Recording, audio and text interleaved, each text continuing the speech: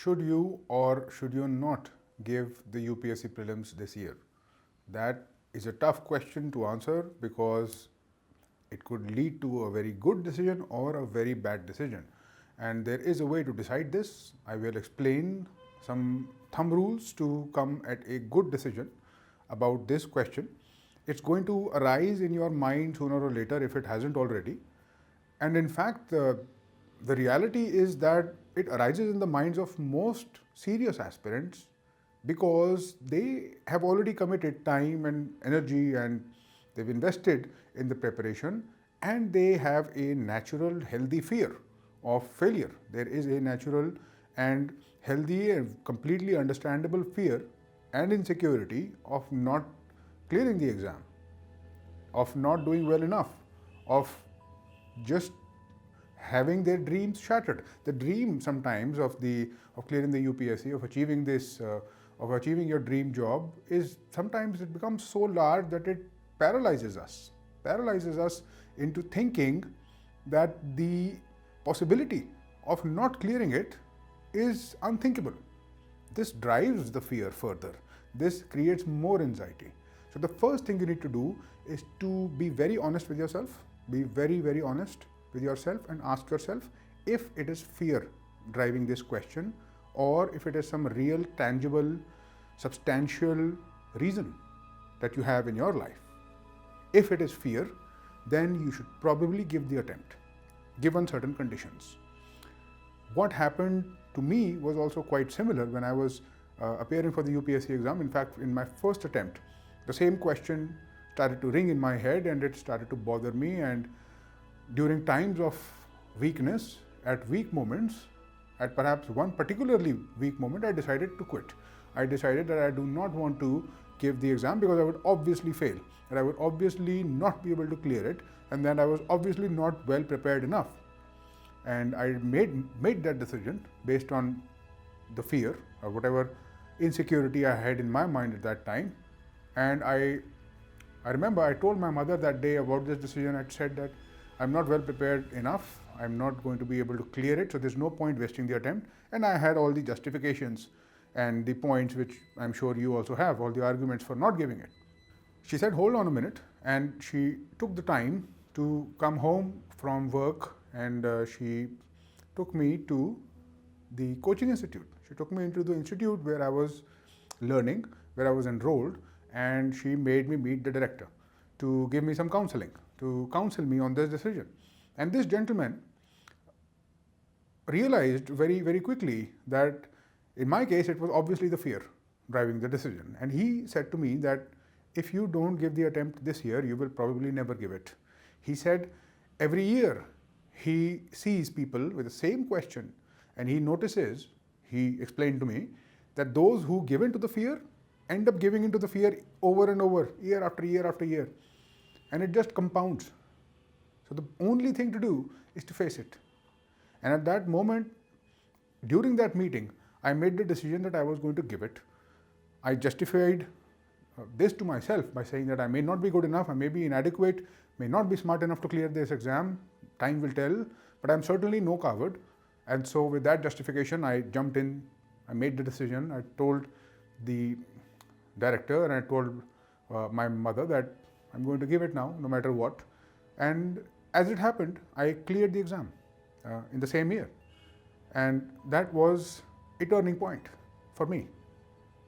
Now coming back to your situation, how will you decide whether it is a good decision or not? Of course, after the introspection that you do, you will have some idea whether it's just fear or insecurity. Now, if you realize that it is fear, the next question to ask is, what do you stand to lose? What do you stand to lose for not giving it? Do you have a lot of spare attempts? In fact, are there more than 4 attempts?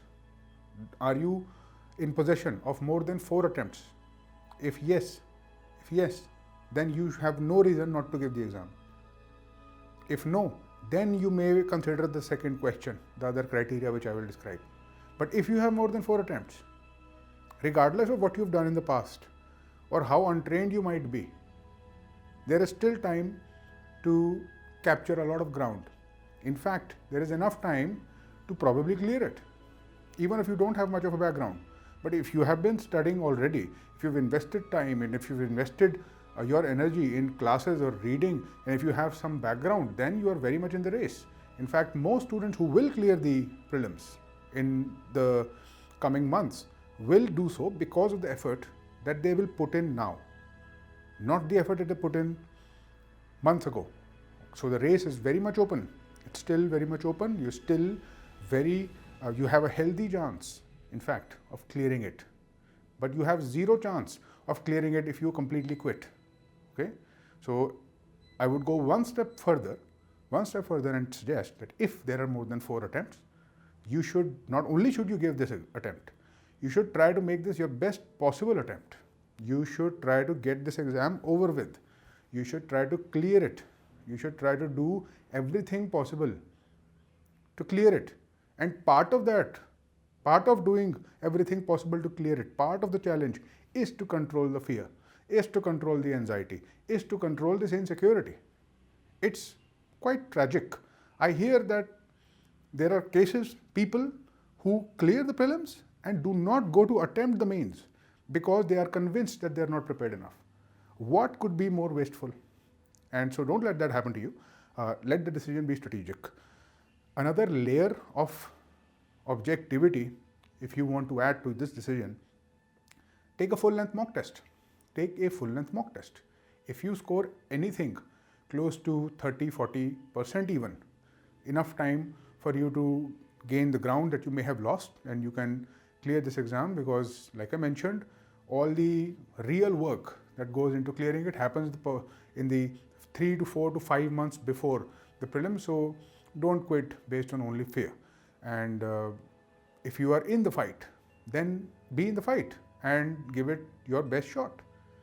You may want to consider skipping this attempt.